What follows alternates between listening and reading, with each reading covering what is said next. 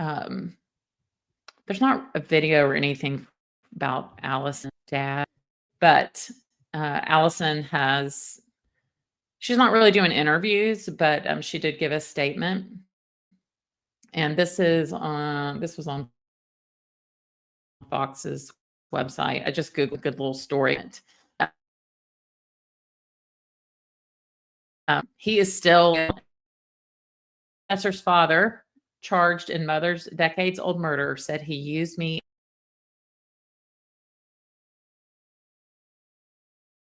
as bait.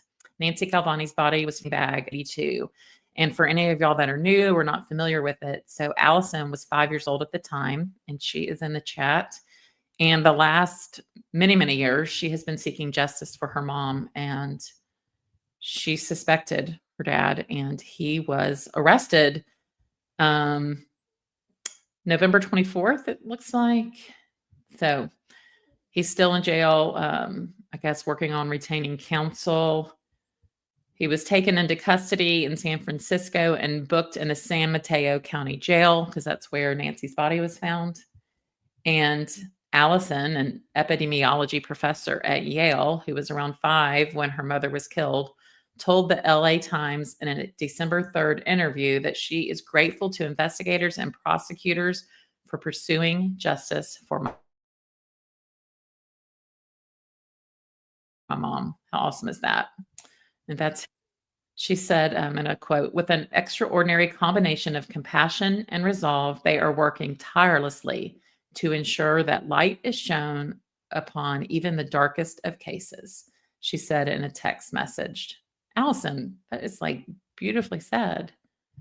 But I wonder what Pat's looking like these days. Because if this was November 24th and today's December 30th, and then his arraignment's January the 15th. So that is going to be interesting. Yeah, Tater, exactly. Tater says, I guess those letters and emails we sent worked. So there was a lot of pressure, and Allison did a great job in bringing awareness and asking people to please email the DA and prosecute this case and arrest her father. I mean, she has vivid memories, and she's shared that. Nancy's body was found in August of 1982, floating inside a sleeping bag near the San Mateo Bridge in Foster City. Although the case was reviewed several times over the years, authorities said it remained unsolved until recent developments allowed investigators to move forward. Officials did not specify what those developments were. Patrick has been considered a suspect early in the investigation, the LA Times reported, but charges were dropped, and this was back in 82, due to a lack of witnesses and usable evidence. His attorney at the time said he passed a polygraph test, and Patrick said in court filings that his wife was experiencing, quote, a mental illness. So, yeah, aren't we all excited?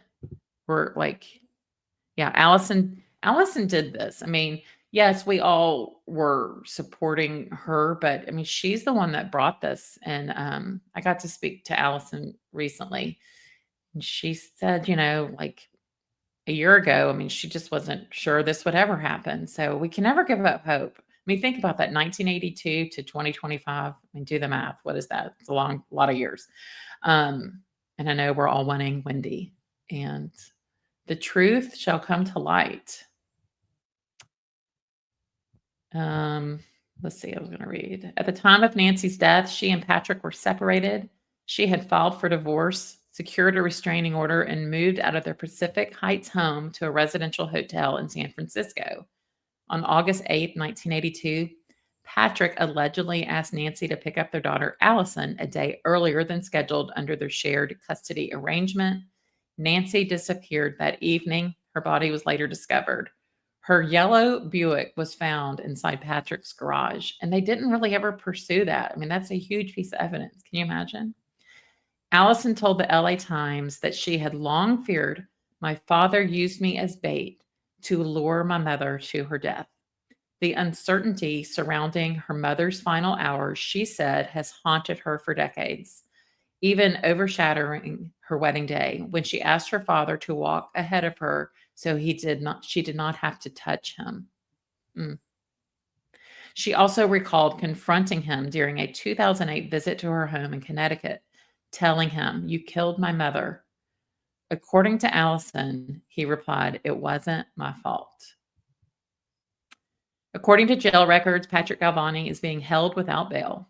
His next court appearance is January 15th. So, yeah, justice for Nancy. And, I was asking Allison, like, I mean, do they do bail in California? I mean, we see with I just has to stay in there, but he's already been in there a lot longer than he was the first time. And Jack, that's nice. Today's your day, Leslie. Well, I don't know about that, but y'all are nice. Y'all are very kind. And tomorrow's a big day because Josh Ritter is going to be on the show tomorrow on the show here. And I adore Josh Ritter. I met him and his wife, Tiff, out at Crime Con. So I'm super excited about him coming on the show. It's going to be about 30 minutes, and we're just going to do a live, talk about my favorite or top 5 2025 trials. So write in the chat, because I'm curious what y'all's are. I just made my list for Josh, what my top 5 are that we had in 2025. And you can guess what my number 1 was. It's obviously Donna. And then what are your top 5 that you are most looking forward to or planning on following in 2026? So I would love it if y'all wrote that in the chat, and then I can share. I'm going to share that. And then I thought while we're here, I was going to tell y'all about one of the trials that I'm looking forward to. Although I don't think they have cameras in the courtroom there. It's in another country. So I think my husband's going to need to let me go on vacation there. So this will be one. I'm giving y'all a sneak peek for tomorrow. So this is the Lindsay Shiver case. I'm not going to play this whole video, but the reason I was kind of drawn to this one is because Lindsay and her ex-husband, Robert, went to Auburn. I think Robert actually went to Auburn, which is where I graduated from. He played football there. And they always say she was a cheerleader. She was not an Auburn cheerleader. I want to make that very clear. She was not. She went to a smaller college, I think Troy or something. But I just want to play like a little bit of this because the trial is going to be in the Bahamas. So I feel like I should go and be an on-site reporter. So let's just watch. And the subject of my investigation is the Bahamian love triangle murder plot. Former beauty queen Lindsay Shiver married her rich college sweetheart, Robert Shiver, but is accused of plotting with her Bahamian lover to murder him. Here's the story. From the outside, everything seemed amazing. Former beauty queen and cheerleader Lindsay Shiver married her college sweetheart, Robert Shiver. He was a football player at Auburn and came from a family with lots of wealth. Life was good. The good-looking young couple had 3 boys and lived in a sprawling $2.5 million home in Thomasville, Georgia. They flew on his family's private jet and had a vacation home in the Bahamas. And that's where this story turns bad. Lindsay allegedly had an affair with a younger man who lived on the islands and worked at Grabber's Bar. Robert found out about it and filed for divorce. Things got nasty. And that's where this story turns really bad. Lindsay, along with her Bahamian boyfriend, are accused of soliciting a hitman to kill Robert. Lindsay is now getting ready for her upcoming trial in the love triangle murder plot in Paradise. Unbelievable story. So, I mean, y'all, Lindsay's married to Robert. And his family's worth millions. They have a private jet. I believe they own Flower Bakery, which is like, is that Twinkies? Somebody can correct me if I'm wrong. Very, very, very wealthy family. And they go to the Bahamas. His parents have a vacation home down there. And then she starts having an affair with like a bartender, a Bahamian bartender. So then there was a WhatsApp message. I mean, what is it with the hitman and the WhatsApp and all the stuff? So supposedly she texted this boyfriend, kill him with his picture. I want to be honest. Like at first I thought, oh yeah, she wanted that. And now I'm I don't really know. Like I wish I could see in the court. I'll tell you when my opinion of him went down was when he started dating the Chrisley girl, Savannah. And it was about this time last year, I think, that I saw them out to eat. And he just kind of followed her around the restaurant like a little sick puppy in Nashville. But they're broken up. So he said he needed to focus on this trial.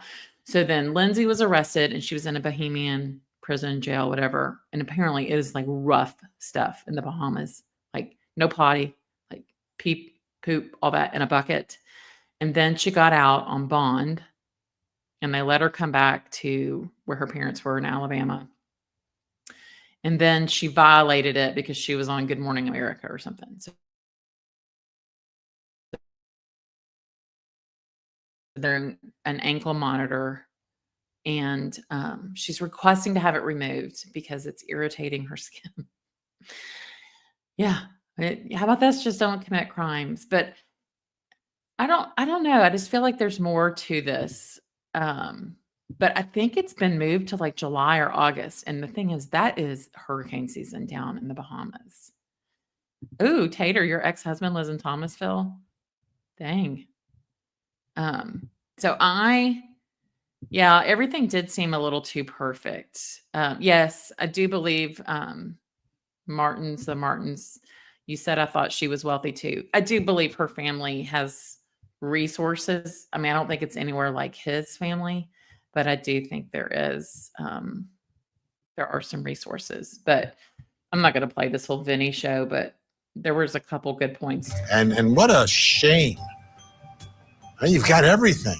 You've literally got everything. Okay, maybe you're married. The police, without her family.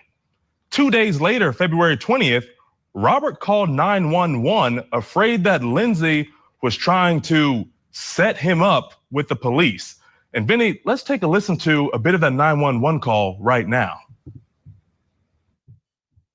So my wife just got back from out of town, and I believe that we are heading down the road of getting divorced. She just cut my cell phone off from Verizon. She called Verizon and had my cell phone disconnected. So I'm calling on my mother's phone at the Verizon store because the only way I can get it back active is if she releases it. Mm-hmm. So, well, why is his phone in his wife's name? I mean, I guess mine's in my husband's, so I shouldn't be talking. But I have to go over to our home, and with the way that she is behaving, I feel like she might try and call the police to try to set me up as soon as I get there.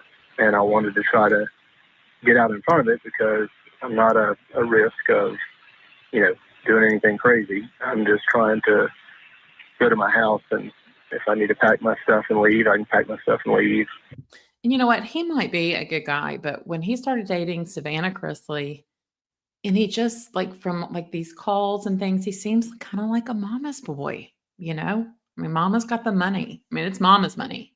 But the thing to me is his ex-wife, or I think they're still in the middle of the divorce, I don't even know, is in jail. And then he starts dating Savannah while her parents were in prison. I think he even went with them to visit. I think he went and met Todd. It got complex. So Vinny, some bitter behavior there, clearly. Let's see. I was going to just, I want y'all to see her in the Bahamas. Think that's any part of what's going on here, that there are some potential mental health issues? Oh, I will say, she got into like an altercation with some new guy she's dating in Alabama and had to call the police on him. So, I mean, there's just a whole lot going on here. Well, certainly there can be, but I think both sides, look, the parents are going to protect their grandchildren and their son. She wants to protect her children. She says that she doesn't want her children around what's going on, but yet she wanted to get on the plane that time and go see her lover. So, and we really don't know the motive financially, because I'm sure the prosecutors are going to find out if he had an insurance policy. What was the insurance policy? What was his will? You know, those are all key facts that have to be considered. Now, normally people don't kill each other when they really should just get a divorce. But I think her actions really start after she's got this lover, some text. I mean, look at her kind of like smirking, like walking out of the court or whatever that is in the Bahamas. I would be sobbing. Messages. And sure, you know, we all go to a baseball game and we'll yell, kill the bum, right? Kill the guy. You don't mean it. But in this case, she did a little more than that. She had this lover's friend. She got mad she couldn't get on the plane. She texted her boyfriend, sent an email on her WhatsApp, but she also sent a picture of him and said, kill him with a picture. That's a little more than just blowing off steam. Ken, was there any, or is there any discussion about potential mental health issues here? That she may have been suffering some sort of a mental breakdown? No, and then Let me also say that the sketchy part of this, the only reason the police found this text message is because there had been a break-in at that bar. And so they were doing some investigative, whatever, discovery. And they found this guy's WhatsApp message that she had sent him. And then they were like, oh, something else is going on. I don't know. Something just seems off with this to me. I agree. I don't know that this is going to lead to a conviction. I don't have a clue, but I need to go and be on site in the Bahamas. obviously you could tell. I mean, there's obviously issues.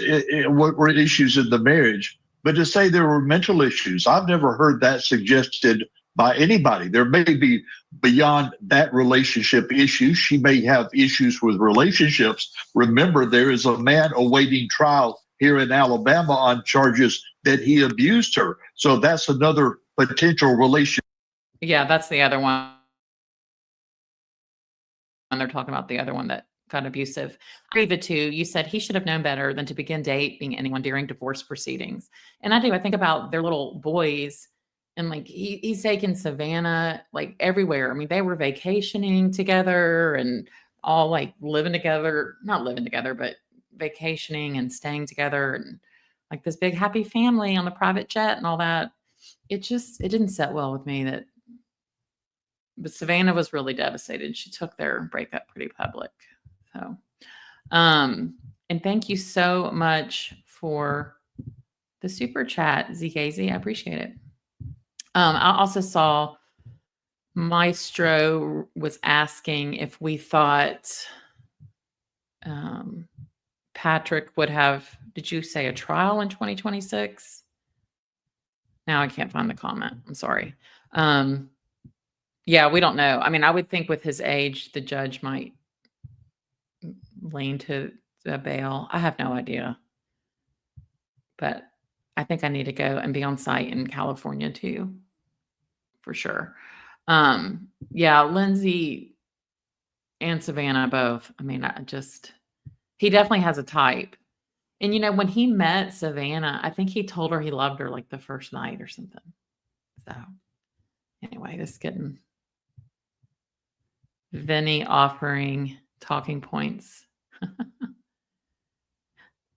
Jack in the Forest. I saw the live episode when police were called to their house. Having 3 kids play an enormous role in transforming their marriage. This usually causes divorce and sometimes causes violent crime.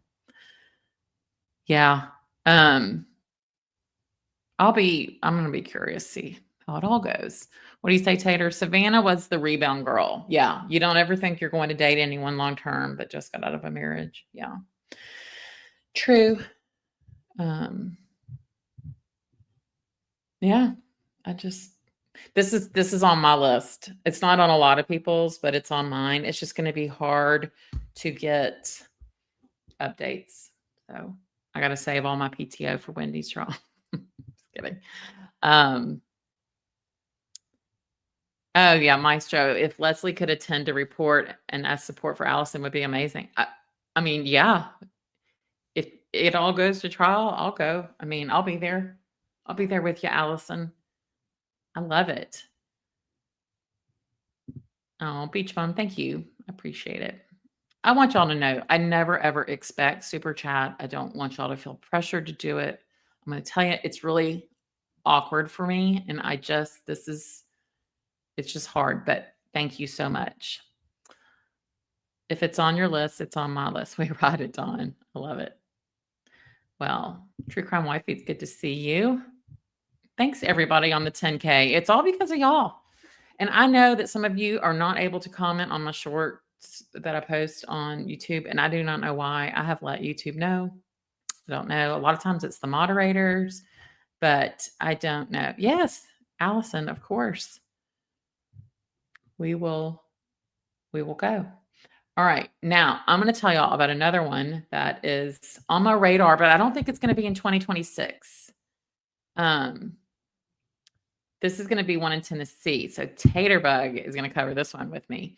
Why is that, Leslie? About the shorts? I don't know. I know it drives people nuts. I don't know. I submitted a ticket or whatever to YouTube. There's really not a way to, it's not like I can call a help desk for them, but I'm sorry. I appreciate it. But I know y'all can comment on videos, but I don't know why on the shorts. So, hey, Sue Gaines, thank you. And where in Kentucky are you? I'm in Nashville, so it's cold here too. All right. So this is the next one. This is another hitman plot story. And this one's got a lot of twists and turns. I mentioned it the other night. This is Angie Solomon, and that is a really good picture of her because I cannot say she looks like that. But I don't know how to summarize it, but basically she and her husband had 2 kids. They got a divorce. The teenage son was at batting practice for baseball, got out of his truck. The truck rolled over the son. He died. She is blaming her ex, saying he killed him. I've actually made a short video on it before. Why don't I pull that up? It plays the 911 call. So so he died. The son did, which is terrible, Grant. And apparently the daughter has been accusing dad of SAing her. And so the son was going to be speaking out against it. But then people say it's all made up. And then this lady on the screen, Angie Solomon, she tried to hire a hitman in April of this year, but it was an undercover agent with the Tennessee Bureau of Investigation. And she was arrested. It's like 5 miles from my house. I believe she's out on bond, but she just got other charges the other day with stealing some money from a nonprofit. So I'll play this for a second while I go try and find my little video so y'all can see. Tennessee mom accused of trying to hire a hitman to kill her former news anchor ex-husband. Her alleged attempt was reported by police. Any way you want it done?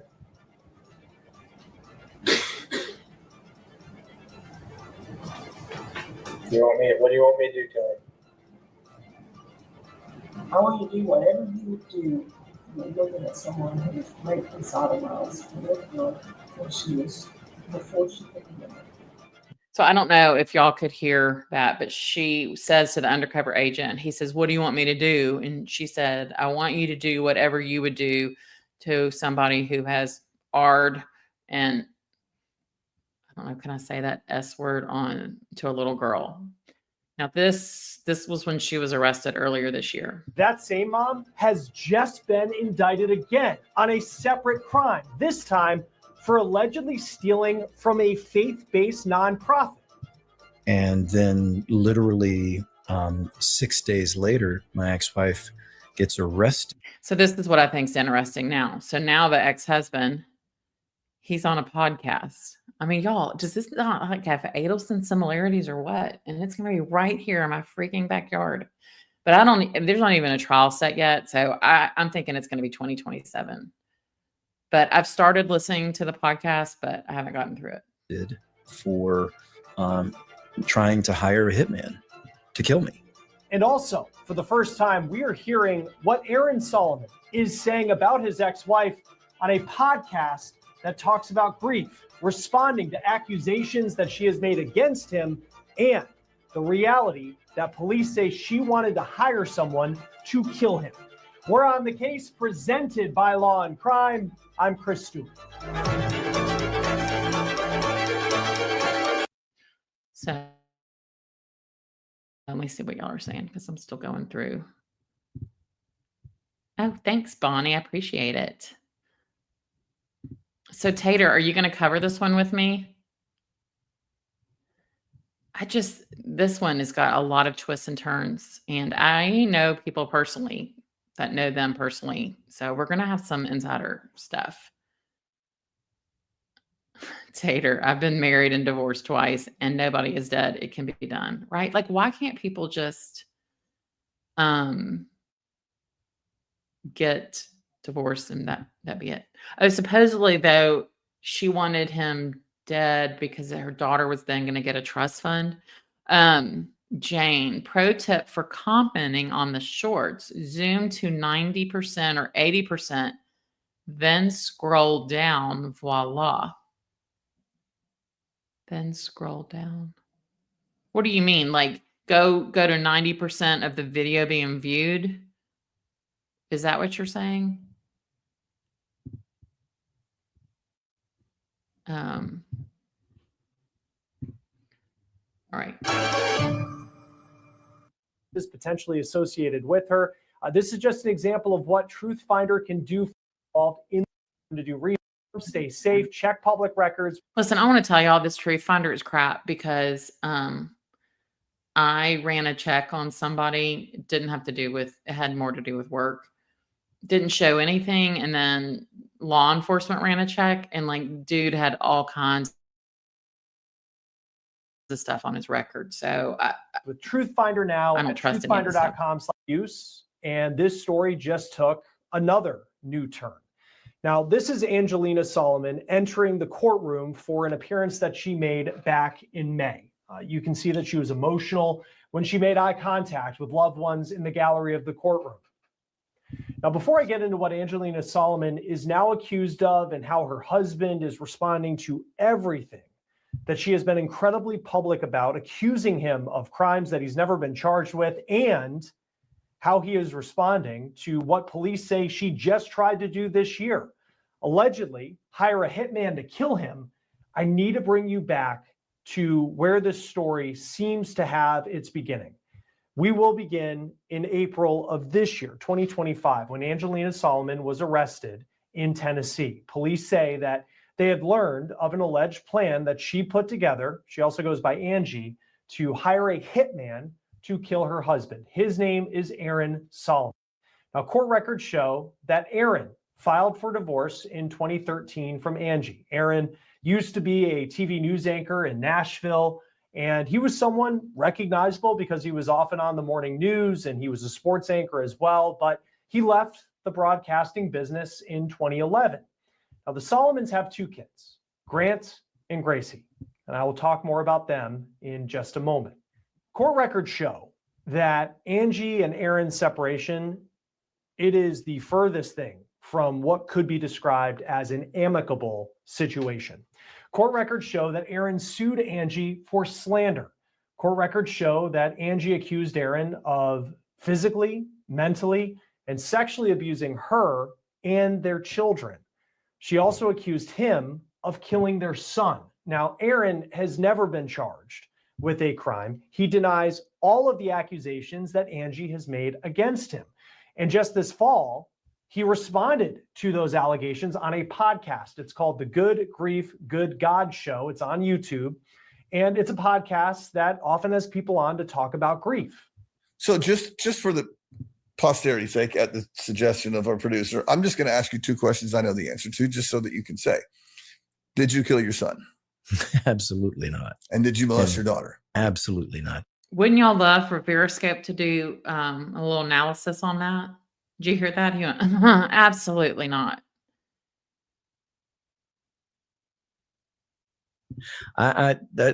Those are I'd rather be accused of anything else on the planet. So there you have Aaron in his own words, and there's a lot to unpack there. First, I want to start with Grant, who is Aaron and Angie's son. And Aaron says if Grant were still alive today, he'd be graduating college this year. Grant was a stud baseball player in the Nashville area. There are Facebook pics out there that show. I'm going to replay that so y'all can hear it.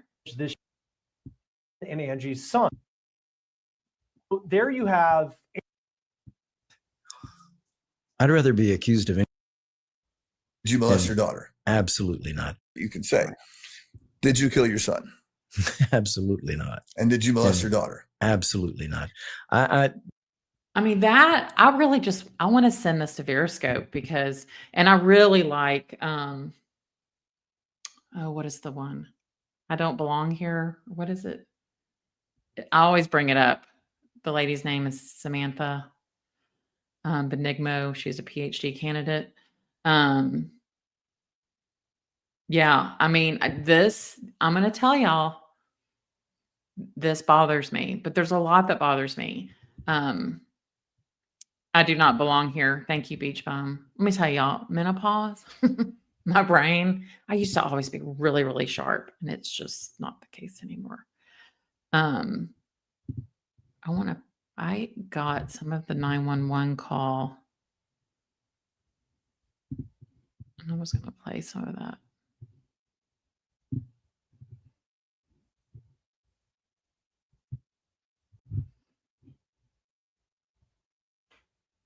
It actually might be on my old TikTok.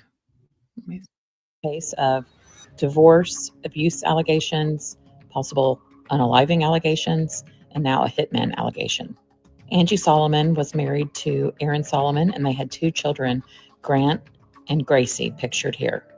Grant Solomon tragically died in what was ruled an accident. He had met his father to do baseball pitching lessons. Angie said there had been a lot of friction between Grant and his father, and Grant had told his girlfriend that as soon as he turned 18, he was going to the courts to seek custody of his sister Gracie because the dad was abusing the sister. Aaron was the only witness of the accident. He said Grant was getting the baseball gear out of the back of his truck. Aaron had glanced down at his phone and then saw the truck rolling, and it pinned Grant.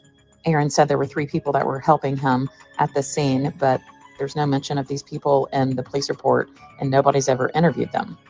Law enforcement has said everything was researched and there was not reason to press any kind of criminal charges, and there was no criminal investigation. Let's listen to the 911 call when Aaron Solomon called after the truck rolled over Grant. This is a tragic case of divorce, abuse allegations, possible unaliving allegations. This was back when I actually made all my shorts 1 minute. And then I just gave up on it. I'm trying to find the part 2. I know that's frustrating, y'all. I think I'm going to condense a bunch of these shorts into videos by topic. I think that might be better.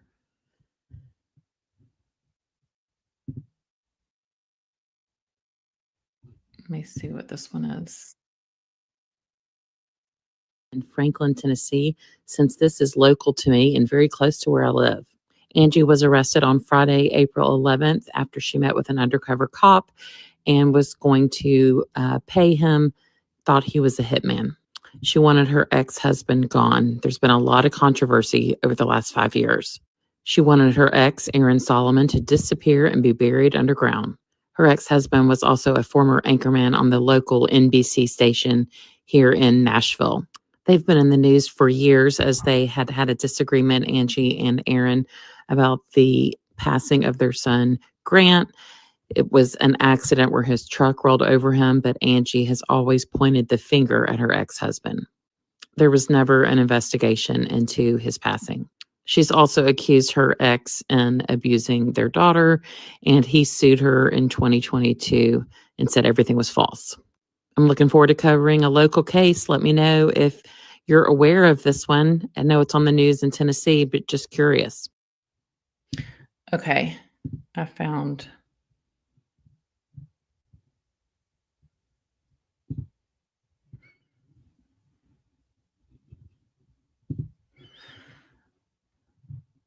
This whole website. I mean, y'all, okay, here's the 911 call. I'm trying. Where's your emergency? It's 1357 South Water Street. It's off 109. Please hurry. You said 57? Please hurry. Okay, what's going on? 1357. My son's truck backed over him, and it's rolled over him and drug him into the ditch, and it's on top of him. He's trapped under the truck, and somehow it drug him underneath it. Yes, my son is under it. I'm trying to call 911. Okay, what's your name? Oh my God.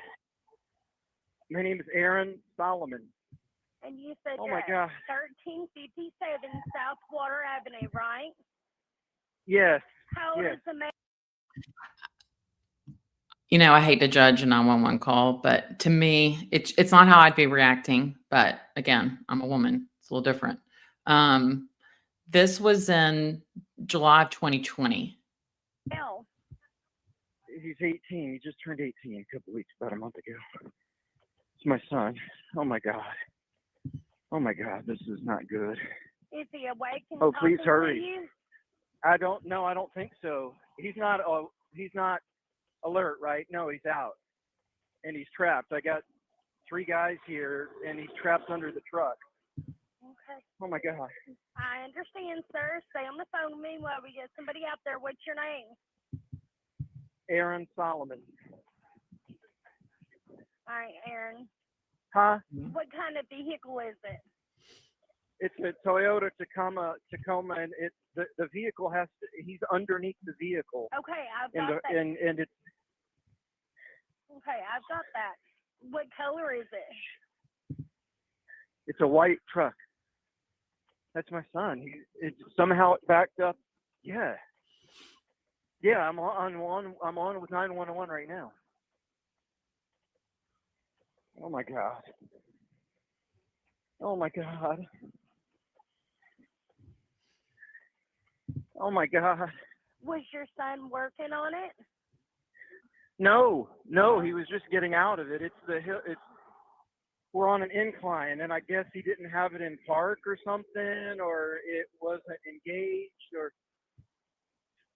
Oh my God.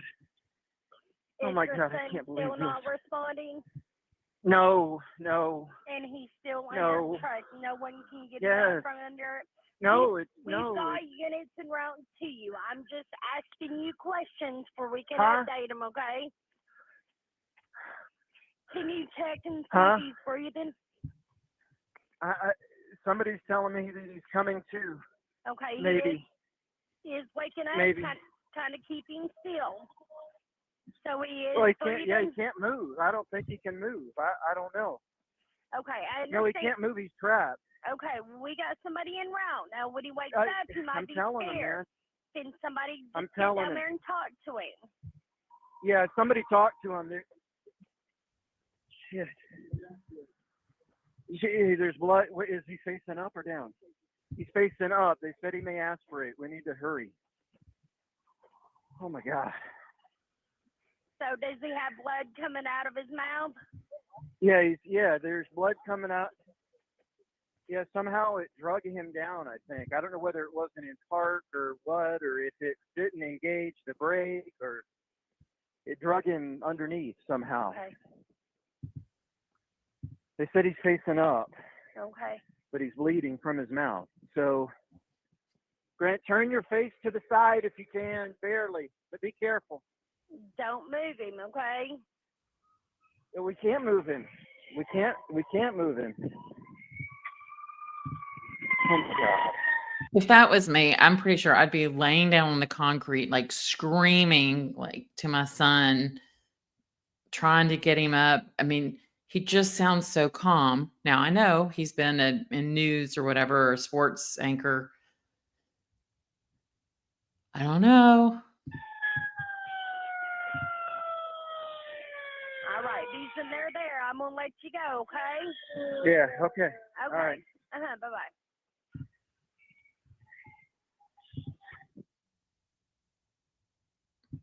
So that being said, this is going to be one heck of a trial. I don't even think it'll be this year. Jack, you asked how my husband and son are reacting to the 10,000. My son is like, Mom, I'm so proud of you. And my husband's like, good job. But it's fine. It reminds me of Chad's phone call to 911 over Tammy. I don't know that I've ever heard that. Yeah, I'd be freaking out. Francis, I would have been lifting that truck off my child, at least trying to, right? Yeah, Christina, how does he not know if he's not facing up or down? Did he not look at him? I agree. I think the whole thing is just, I mean, it's bad on both sides. I mean, there were definitely a lot of issues with her too. I don't know. I think Aaron's family has a lot of money, is what I've heard. Yeah, so they were in Gallatin, Tennessee at this batting place. I mean, it's probably like an hour from where I am. And I think where they were going to school was in Williamson County, which would be south, was like an hour away. So I don't think they necessarily had people around. So I don't, yeah, I'd be under the truck. Yeah, it just, it makes me uncomfortable really bad. Okay, so I've given y'all this, just a little snippet. So I can't put this on my 2026 trial watch because it's not even set yet. If it changes, I'm going to be there. I mean, that courthouse is, I don't know how long it takes me to get there, 15 minutes, but I will be there and I will be covering it. Mia says, I completely agree. I'd be down on the ground laying next to my child with the phone in the other hand directing the police. Yeah, he's not comforting, trying to help. Yeah, I think he's waking up.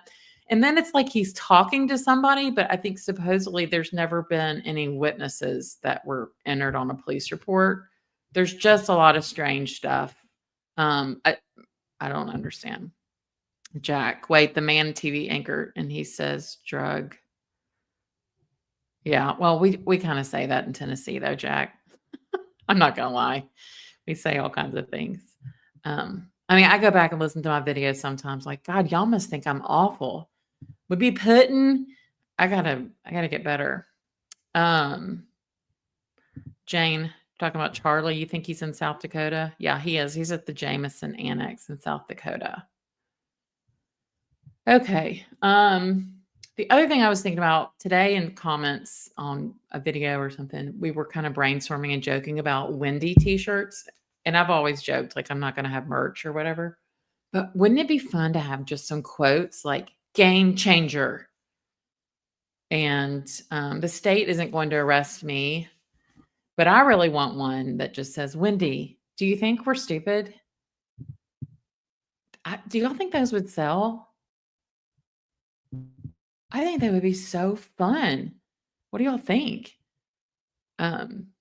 K-turn. Yeah. Just like some fun quotes. I mean, I don't need logo and all that, but just like a good quote. Like, I really like the game changer though. And Wendy, do you think we're stupid?